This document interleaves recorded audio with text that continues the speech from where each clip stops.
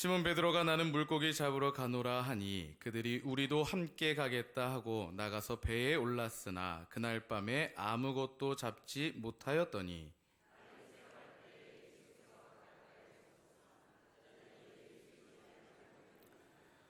예수께서 이르시되 얘들아 너희에게 고기가 있느냐 대답하되 없나이다.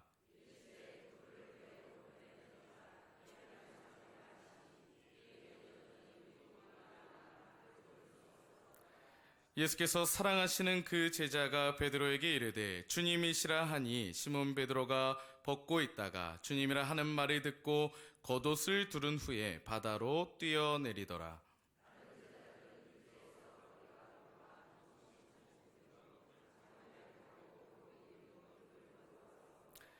육지에 올라보니 숯불이 있는데 그 위에 생선이 놓였고 떡도 있더라.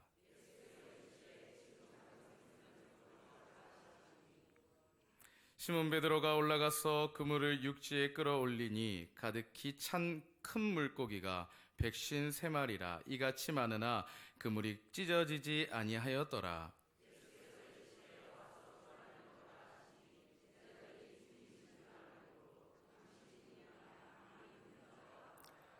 예수께서 가셔서 떡을 가져다가 그들에게 주시고 생선도 그와 같이 하시니라.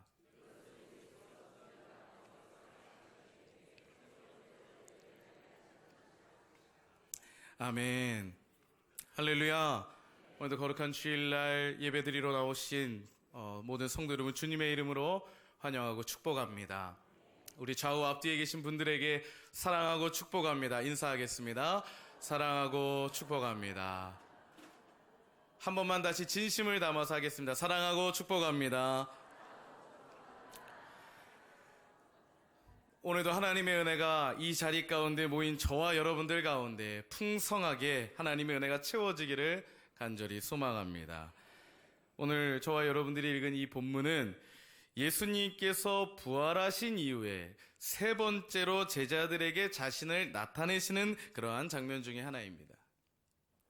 요한복음에는 마태복음, 마가복음, 누가복음 이 공간복음에는 잘 언급되지 않는 사건이 언급되어 있는 경우들이 있는데 바로 오늘 저와 여러분들이 읽은 오늘 본문 21장 요한복음 21장이 바로 그러한 내용들입니다. 그렇기 때문에 요한복음 오늘 21장 오늘 우리가 읽은 이 본문은 굉장히 중요한 본문 중에 하나입니다. 베드로가 예수님 십자가 달리기 전에 아주 큰 잘못을 한 가지 했습니다. 여러분 어떤 잘못을 했습니까? 기억하십니까? 베드로가 예수님을 어떻게 합니까? 부인합니다. 몇 번이나 부인합니까? 3번이나 부인합니다. 3번을 부인하는 가운데 마지막 예수님을 부인할 때는 어떻게까지 하면서 부인합니까? 저주하면서 부인합니다. 여러분 한번 생각해 보십시오. 가룟 유다가 예수님을 팔아 넘긴 것하고 베드로가 예수님을 저주하면서 부인한 것하고 그것도 3번이나 부인한 것하고 우리가 이 두 가지의 잘못의 무게를 한번 비교해 본다면 누가 더 큰 잘못을 졌겠습니까? 아마 어떤 것도 크게 차이 나지 않을 만큼 둘 다 똑같이 거의 잘못할 정도의 큰 잘못을 저지른 겁니다. 베드로가 예수님을 그냥 부인한 것도 아니고 3번이나 부인했습니다. 그것도 마지막엔 저주하면서 부인했습니다. 그것도 베드로는 어떤 사람입니까? 예수님의 오른팔이라고 하는 예수님의 수제자라고 하는 그 베드로가 말입니다. 그럼에도 불구하고 요한복음이 끝나고 사도행전을 우리가 딱 펼치면 베드로가 어떻게 하고 있습니까? 교회에서 그것도 초대교회의 지도자로 행세를 하고 있는 모습을 우리가 볼 수 있는 겁니다. 여러분 이게 어떻게 가능한 일입니까? 베드로가 어떤 사람인데요? 어떻게 초대교회에 그렇게 지도자로 행세를 하고 있는 겁니까? 지금 우리가 살아가고 있는 이 사회에 여러분 보면 어떻습니까? 우리 사회도 한번 지도자의 역할을 감당하다가 하나 잘못하면 큰 잘못을 하면 찍힙니다. 그래서 한번 잘못하고 죄를 지으면 다시 한번 그 기회를 얻기가 굉장히 힘든 게 우리가 살아가고 있는 이 시대입니다. 근데 그것도 어려운데 저 유대 사회에서 그것도 이제 교회가 막 시작하려고 하는 그 태동기에 베드로가 예수님을 3번씩이나 부인하고도 초대교회 핵심 지도자로 또 가장 위대한 지도자로 활동할 수 있었던 건 도대체 뭐 때문이겠습니까? 그것은 베드로가 회복했기 때문에 그것이 가능했다라고 하는 것입니다. 여러분, 베드로가 예수님께 용서를 빌고 제 사명을 받지 않았다라면, 회복하지 않았다라면 오늘 이 베드로가 주님 앞에 나아가는 이 장면을 보고, 아니 초대교회에서 지도자로 행세하는 모습을 보고 그 누구도 용납하지 않았을 겁니다. 그런데 베드로가 다시 회복되어지고, 베드로가 다시 주님 앞에 사명을 받고, 그리고 교회의 지도자로 할 수 있었던 그 배경은 바로 베드로가 회복했기 때문이다라고 하는 겁니다. 바로 그 배경이 되는 내용이 다른 복음서에는 나오지 않습니다. 오늘 오직 우리가 읽은 이 요한복음 21장에서만 그 베드로의 회복 이야기를 다루고 있다라고 하는 겁니다. 그러니까 여러분, 이 21장이 중요하겠습니까? 안 중요하겠습니까? 중요하다라는 겁니다. 오늘 본문에서 베드로가 뭘 하고 있는지 한번 여러분 보시기 바랍니다. 베드로에 대한 이야기를 우리가 읽었는데, 오늘 본문에서 베드로가 뭐 하고 있습니까? 고기 잡으러 가고 있는 겁니다. 베드로가 다른 제자들 6명과 함께 더불어서 물고기를 잡으러 갈릴리 바다로 나아가는 그러한 장면을 볼 수가 있습니다. 물론 베드로가 물고기 잡으러 가는 게 그렇게 큰 의미가 있겠냐라고 생각할 수도 있겠지만, 여러분, 지금 베드로가 물고기 잡으러 가는 거는 시간이 많아서 할 일이 없어서 물고기 잡으러 가는 게 아닙니다. 그러면 룰루랄라 신이 나서 그렇게 물고기 잡으러 가는 것도 아닙니다. 그러면 배가 고파서 저 물고기를 좀 잡아서 내 허기를 좀 채우기 위하여서 그것 때문에 물고기 잡으러 가는 것도 아닙니다. 오늘 베드로가 이 물고기를 잡는다라는 것에 어떠한 의미가 담겨져 있냐면 바로 이겁니다. 다시 옛 삶으로 돌아가겠다라고 하는 모습이 담겨져 있다라고 하는 겁니다. 다시 예전에 베드로가 어부인 그때로 돌아가는 게 내가 차라리 낫겠다라고 하는 그 베드로의 마음을 지금 보여주고 있는 부분이 바로 이 부분인 겁니다. 우리가 물론 충분히 이해가 됩니다. 한번 생각해 봅시다. 예수님에 의해서 제자들이 부름받았을 때, 특히 베드로가 예수님께 부름받았을 때 어떻게 말씀하십니까? 네가 어부하지 말고 이제 사람을 낚는 어부가 되라, 이렇게 예수님께서 베드로를 불러주셨을 때 베드로의 기분은 어땠겠습니까? 너무나도 기뻤을 겁니다. 기쁨이 충만했을 겁니다. 그래서 베드로 어떻게 합니까? 배와 그물을 다 버려두고 예수님을 쫓지 않았습니까? 그렇게 3년 동안 예수님께 헌신했습니다. 3년 동안 예수님을 따라다니면서 베드로가 그러면 기뻤을까요? 안 기뻤을까요? 기뻤습니다. 환상적인 시간을 보냈습니다. 예수님의 말씀을 들을 때마다 가슴이 뛰었고, 내가 생전 지금까지는 들어보지도 못했던 그 천국의 비밀을 예수님이 말씀하실 때마다 얼마나 베드로가 그 말씀을 들으면서 행복해 했겠습니까? 우리가 상상만 해도 이건 충분히 예측이 가능한 일입니다. 저와 여러분들도 그렇지 않습니까? 하나님의 말씀을 듣고 그 은혜에 충만한 은혜를 받으면 우리가 어떻습니까? 얼마나 많이 행복합니까? 그런데 지금 베드로와 제자들은 하나님이신 이 예수님께서 직접 말씀 전해주시는 것을 3년 동안이나 들었다라는 겁니다. 얼마나 기뻤겠습니까? 얼마나 행복했겠습니까? 그냥 말씀만 들어도 너무나도 행복한데 평생 동안 한번 경험할까 말까한 그러한 놀라운 기적들을 베드로는 거의 매일같이 경험했습니다.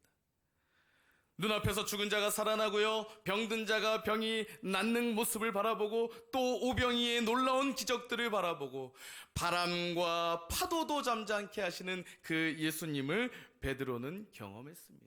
그것을 경험할 때 베드로는 어땠겠습니까? 얼마나 기쁘고 행복했겠습니까? 자, 그렇게 3년이라는 시간을 지내면서 베드로의 마음 가운데 들었던 한 가지가 있는데 뭐냐면 확신입니다. 확신. 그 어떤 확신입니까? 지금 나와 함께 계신 이 예수님이 그토록 유대인들이 기다려왔던 그 메시아가 맞구나. 바로 그 확신이 베드로가 갖게 되었을 겁니다. 그리고 예수님이 이제 마지막 때가 되어서 그 때에 대하여서 이야기할 때에, 그 때에 대하여서 언급할 때에 베드로는 엄청 많이 설레었을 겁니다. 왜 설레었겠습니까? 이제 조금만 있으면 예수님이 그토록 말씀하시는 그때에 우리들이 이제 로마의 식민지에서 우리가 다 우리를 구원해 내셔서 그들을 이 나라에서 다 내쫓으시고 이제는 새로운 하나님의 나라를 여기다가 세우실 것이다. 그리고 그 나라에 베드로 나는 국무총리하고 다른 제자들은 장관하면서 그렇게 멋지게 살 거다. 큰 영광을 누리면서 살 거다. 여러분, 베드로가 이런 생각을 하면서 얼마나 설레었겠습니까? 베드로가 만약에 예수님 만나기 전에 꿈을 꾸었다면 어떤 꿈을 꾸었겠습니까? 어부일 때 꿈을 꾸었다면 내가 큰 물고기들을 많이 잡아서 빌딩을 세우고 새를 받아서 먹고 살 이런 꿈을 꿨겠습니까? 아니죠. 그냥 매일매일 내가 잡은 물고기를 팔아서 그냥 굶지나 않을 정도로 어렵지 않게 살았으면 좋겠다. 뭐 이러한 것이 베드로의 꿈이지 않았겠습니까? 그런데 베드로가 예수님을 만나고 그 꿈이 완전히 달라지는 겁니다. 예수님이 십자가에 가까울수록 그 때에 대하여서 언급하시는데 제자들이 막 가슴이 설렐 겁니다. 그런데 예수님이 말씀하시는 때는 어떤 때입니까? 제자들이 생각했던 것처럼 새 나라를 세우고 누구는 국무총리 되고 누구는 장관 되고 그런 큰 영광을 누리는 그런 때를 의미하신 게 아니었습니다. 예수님이 말씀하시는 때는 십자가에 달려 죽은 때를 말씀하신 겁니다. 그래서 진짜 그때가 다다르니까, 진짜 그때가 다가오니까 베드로와 제자들이 당황하기 시작하는 겁니다. 왜요? 자신들이 생각했던 것과는 지금 정반대로 모든 일들이 흘러가고 있기 때문입니다. 예수님께서 말씀하신 그때에는 이 새로운 나라가 세워지고 우리가 더 높임을 받아서 큰 영광을 받아야 되는데 예수님이 말씀하시는 때는 십자가에 못 박히시는 거니까 자신들과는 완전히 정반대의 길을 걸어가고 있는 겁니다. 예수님이 그냥 무기력하게 잡히시는 겁니다. 예수님이 그냥 십자가에 무기력하게 그렇게 돌아가고 계시는 겁니다. 베드로와 다른 제자들이 그동안 꿈꿔왔던 그 꿈, 3년이라는 시간 동안 예수님과 함께 있었던 그 시간이 다 헛수고가 되고 허무해지는 그러한 순간입니다. 제자들이 많이 당황했을 겁니다. 자, 그런데 예수님 어떻게 하십니까? 말씀하신 대로 사흘 만에 부활하셨습니다. 그리고 제자들에게 그 이후에 2번이나 나타내 보이셨습니다. 그런데 아직 이 베드로와 제자들이 예수님의 부활과 자신들의 그 사명과의 관계가 도대체 무엇인지 깨닫지를 못하고 있는 그러한 상황인 겁니다. 예수님의 부활이 도대체 내가 어떻게 살아야 되는 것과 이걸 어떻게 연관지어야 되는지를 제자들이, 베드로가 전혀 감을 못 잡고 있는 겁니다. 이전에는 주님께서 나에게 사람 낚는 어부가 되게 하리라 하고 부르셨는데 이제 예수님이 죽으셨다가 살아나신 이 상황 가운데 예수님의 이 부활하심이 도대체 내 앞으로의 삶과 그 인생과 어떤 연관을 맺고 있는지를 그들이 도통 알 수가 없었던 겁니다.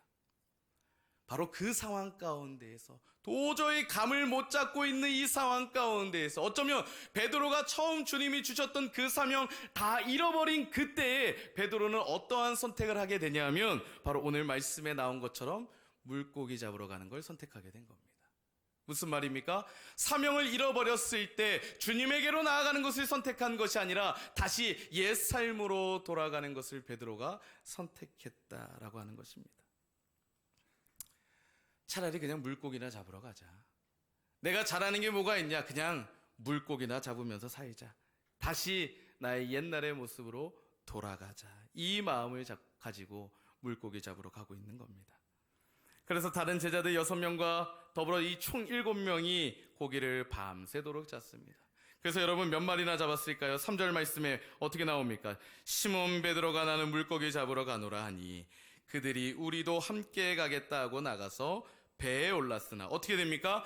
그날 밤에 아무것도 잡지 못하였더니. 여러분 몇 마리 잡았습니까? 아무것도 잡지 못했습니다. 한 마리도 잡지 못했습니다. 사랑하는 성도 여러분, 저는 오늘 이 한 마리도 잡지 못한 것에 잠깐 집중하고 싶습니다. 주목하고 싶습니다. 저는 이 한 마리도 잡지 못한 게 저는 기적이라고 생각합니다. 여러분 이게 왜 기적이 되는 겁니까?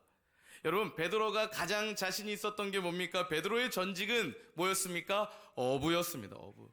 그러면 베드로가 제일 자신 있었던 건 뭐겠습니까? 물고기 잡는 게 가장 자신 있었던 겁니다.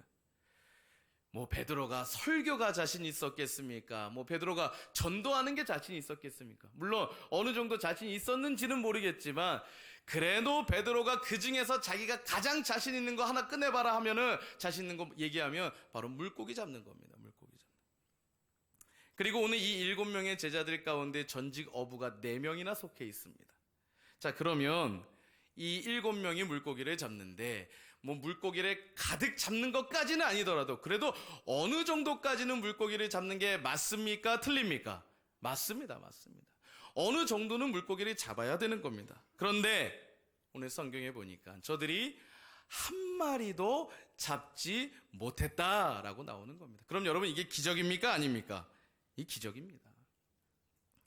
그러면 우리가 이것을 한번 어떻게 생각해 볼 수 있냐면 지금 사명의 자리, 예전에 주님이 주셨던 그 베드로와 제자들에게 주셨던 그 사명의 자리를 저들이 떠나서 다시 옛 모습으로 돌아가서 물고기를 잡고 있는데 지금 한 마리도 못 잡는다라는 것은 저들이 그냥 우연히 한 마리도 못 잡는 것이 아니라 바로 하나님이 간섭하셔서 저들이 한 마리도 못 잡은 줄 여러분 믿으시기를 바랍니다. 이건 하나님이 간섭하셔서 하나님의 섭리 가운데 역사하신 것이라는 겁니다. 믿으십니까? 여러분 한 마리도 잡지 못한 게 이게 우연이 아닙니다. 그날 뭐 어부들의 컨디션이 좋지 않았다거나 뭐 그 호수의 상황이 좋지 않았다거나 이것이 아닙니다. 그들은 전문가입니다. 근데 한 마리도 잡지 못했습니다. 그럼 이건 분명히 하나님이 간섭하고 계신다라는 겁니다. 사명의 자리를 떠난 오늘 그 제자들에게 하나님이 간섭하셔서 물고기를 한 마리도 안 잡히도록 역사하신 것. 그러니까 여러분 이거 기적입니까? 아닙니까? 기적입니다. 기적입니다. 하나님이 일으키신 이 기적은 이 기적 자체가 지금 우연이 아니라 뭐냐 하면 우리는 이것을 기적이라고도 부르지만 사실 뭐라고 불러야 되냐면 이건 바로 은혜다라고 하는 겁니다. 뭐라고요? 은혜입니다. 은혜. 아니 지금 무슨 소리를 하고 있는 겁니까 목사님? 물고기를 한 마리도 못 잡았다니까요. 물고기를 한 마리도 못 잡을 게 그게 어떻게 은혜입니까? 은혜라고 한다면 물고기를 잡을 때 그물이 찢어지도록 잡아야지 물고기가 막 차고 넘치도록 잡아야 그걸 우리는 은혜라고 해야 되는데 저 목사님 참 이상한 소리 하고 있네. 이거는 기적의 은혜가 아니라 저주입니다. 저주. 재앙입니다. 재앙. 아마 이렇게 생각하시는 분들도 있을지 모르겠습니다. 그런데 오늘 하나님은 오늘 이 한 마리도 잡지 못한 상황을 통하여서 이 비어있는 그물을 통하여서 사명의 자리를 떠나서 옛사람의 모습으로 그렇게 물고기 잡고 있는데 아무것도 잡지 못했다라고 하는 이것이 재앙이 아니라 저주가 아니라 바로 이것이 은혜다라고 하는 것을 오늘 이 거룩한 주일날 예배하러 나온 저와 여러분들에게 가르쳐주고 계심을 여러분 믿으시기를 바랍니다. 어느 선교사님이 계셨습니다. 하나님의 사명을 받고 저 하나님이 말씀하신 오지로 떠났습니다.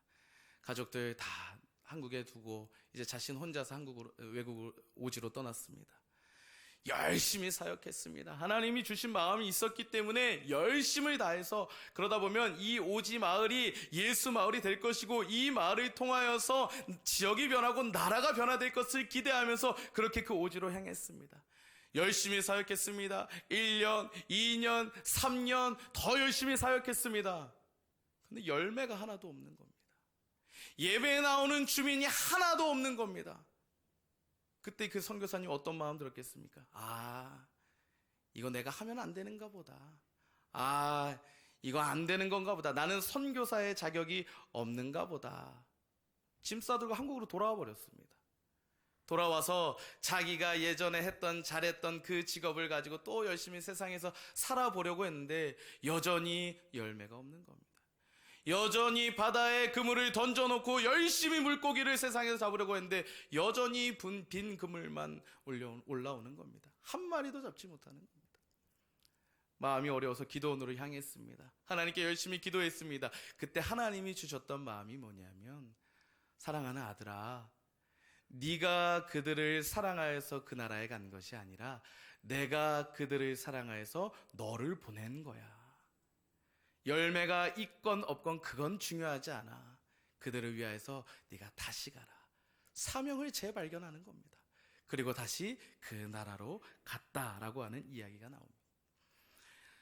여러분, 우리가 세례받을 때 공부를 한 가지 있습니다. 사람의 제일 되는 목적, 소리문답 1번에 나오는 여러분 사람의 제일 되는 목적이 무엇입니까? 하나님을 영화롭게 하는 것과 영원토록 그를 즐거워하는 것. 한번 따라해보자. 하나님을 영화롭게 하는 것과 영원토록 그를 즐거워하는 것. 기억하십시오. 이게 우리의 본분입니다. 누군가 세상 사람들이 우리에게 너는 왜 사냐라고 물어봤을 때 우리는 이 대답이 툭 튀어나와야 되는 겁니다. 이게 우리의 제일 되는 목적입니다. 우리의 인생의 목적입니다. 근데 세상의 기준은 이렇게 말하지 않습니다. 네가 그물 던질 때마다 그물이 가득가득 차서 올라오는 것이 성공이요, 그것이 축복이요, 그것이 복이라고 세상은 우리에게 이야기합니다. 그것이야말로 진정한 인생의 목적이라고 우리에게 가르치고 있습니다. 그런데 하나님의 백성들에게 그렇게 하나님이 주신 사명과 존재의 이유를 떠나서 그물을 던질 때마다 그물에 가득가득 걸려오는 것이 축복이 아니라 저주라는 것을 우리는 명확하게 알아야 하는 것입니다. 그럼 우리에게 무엇이 축복입니까? 우리에게 도대체 은혜는 무엇입니까? 우리가 사명에 집중해 있지 않고 우리가 하나님이 부여하신 그 사명의 자리를 떠나서 하나님의 영화롭게 하는 이 영원토록 그를 즐거워하는 일과 무관하게 우리의 인생을 살아갈 때에 우리가 그렇게 그물을 던졌는데 그 그물이 비어있는 그물로 올라온다?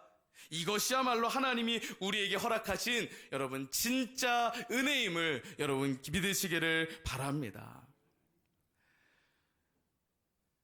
여러분, 오늘 제자들이 그날 밤 아무것도 잡짐을 못하여서 그들이 무엇을 깨닫게 되는 겁니까?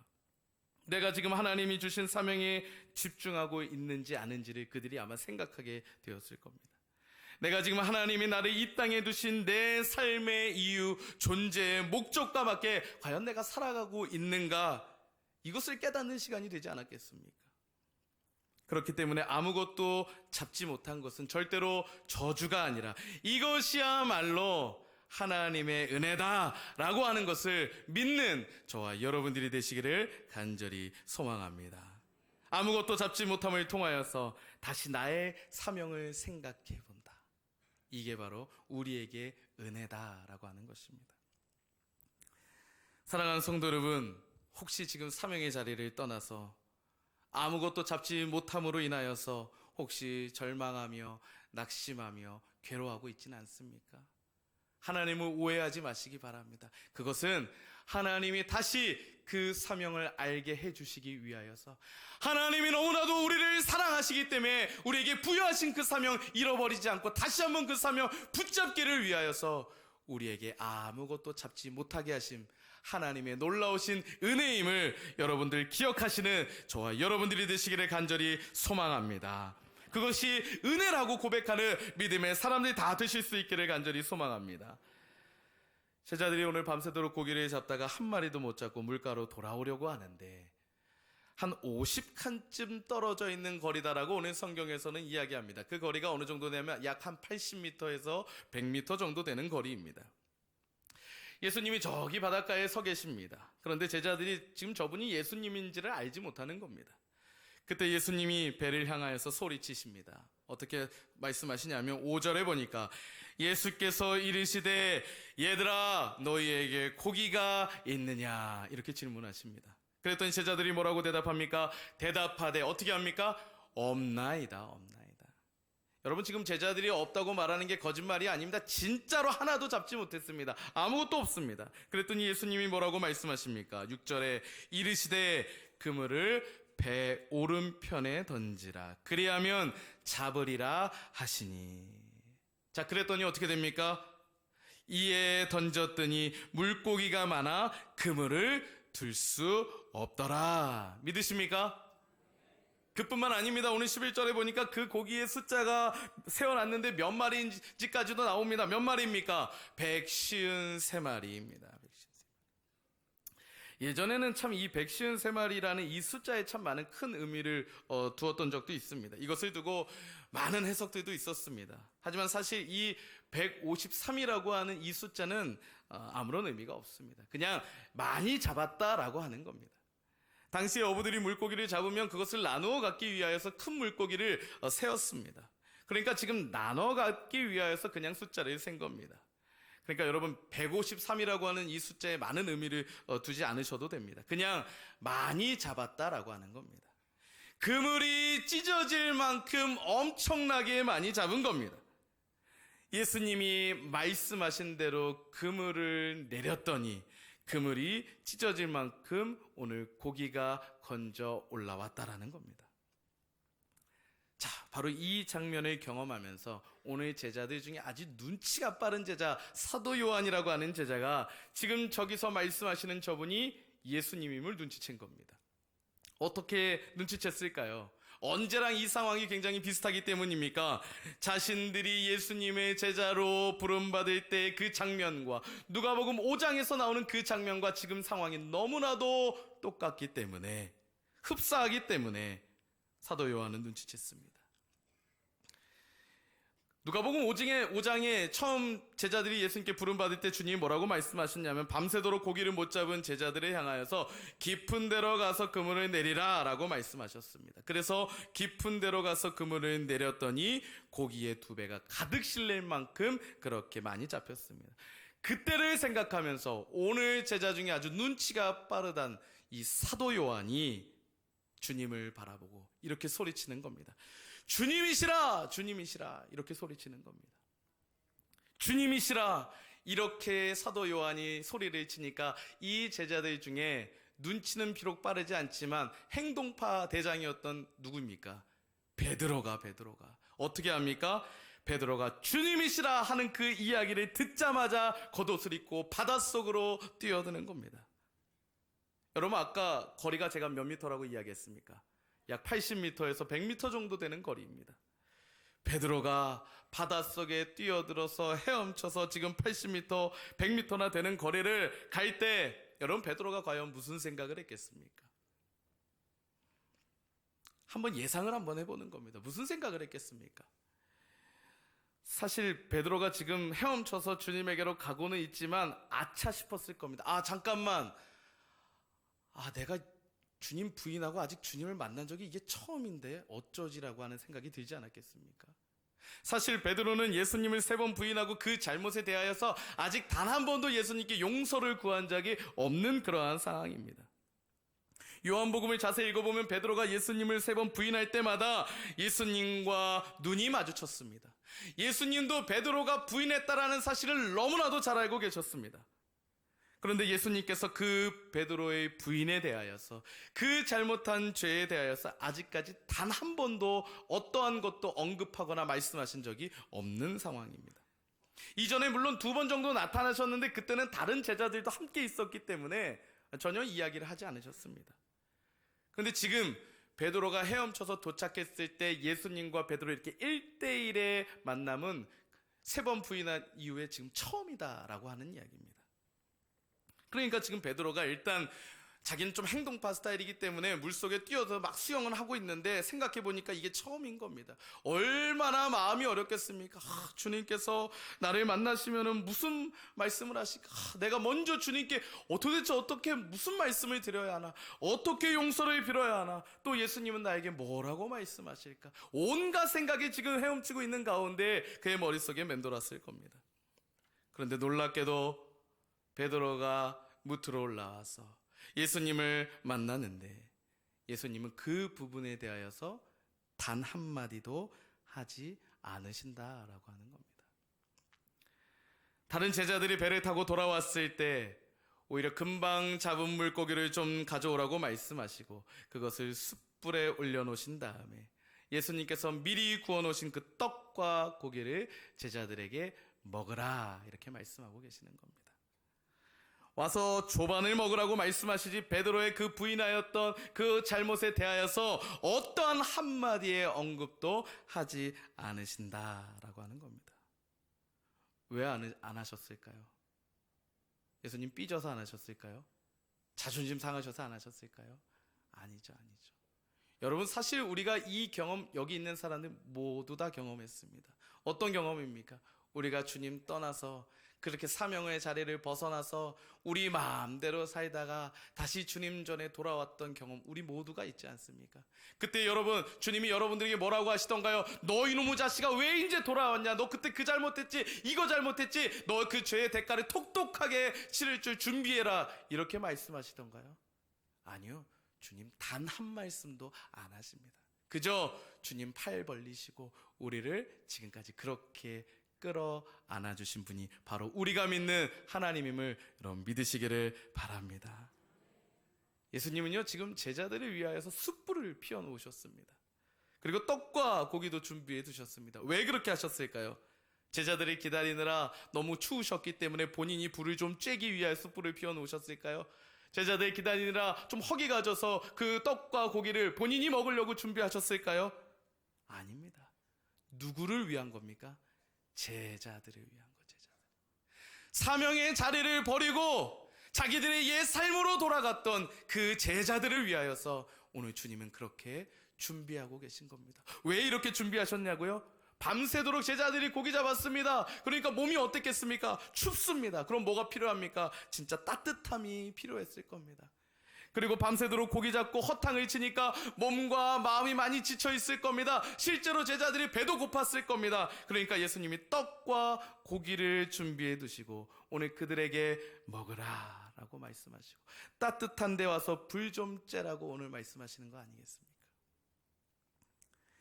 여러분, 이건 예수님께서 제자들의 필요를 아시는 겁니까? 모르시는 겁니까?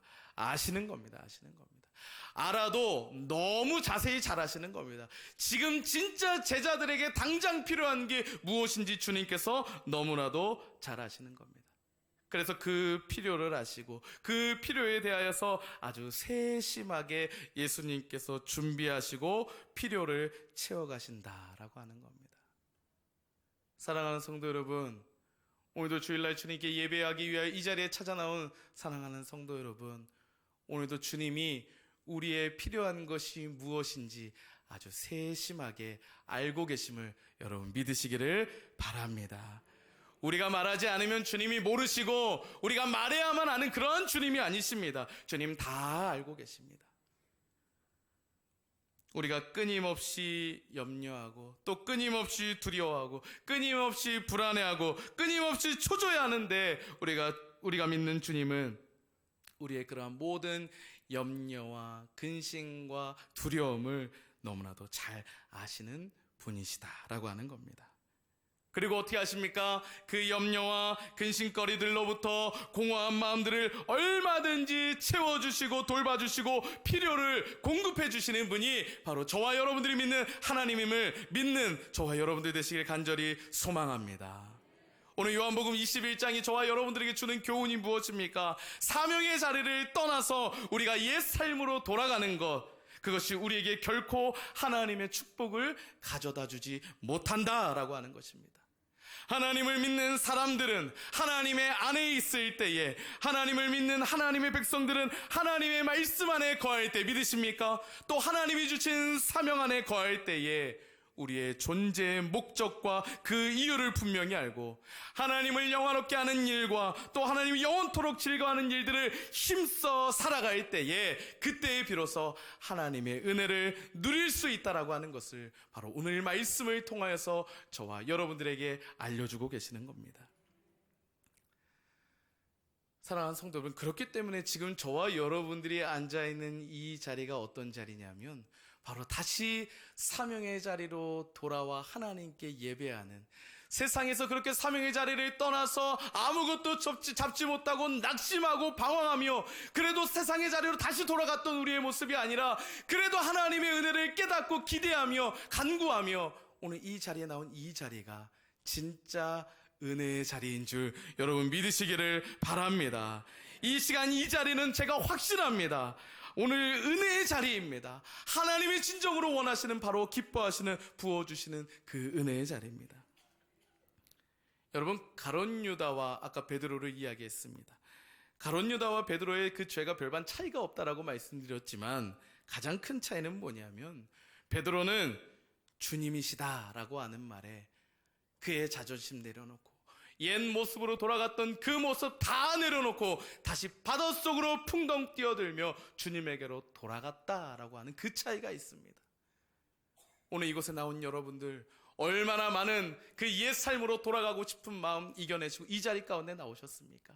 하나님이 책임지시고 약속하시고 정말로 하나님께서 부어주시는 은혜가 저와 여러분들에게 차고 넘치기를 간절히 소망합니다. 바로 이 시간 이 자리가 그러한 자리입니다. 매일매일 우리의 옛 삶으로 돌아가고 싶은 일들이 연속이지만 그래도 다시 이 은혜의 자리를 기억하고 돌아와 하나님 안에서 주의 말씀 안에서 다시 한번 멋지게 사명을 감당하며 우리를 창조하신 그 창조의 목적에 맞게 다시 한번 살아가기를 다짐하시는 저와 여러분들 되시기를 간절히 소망합니다.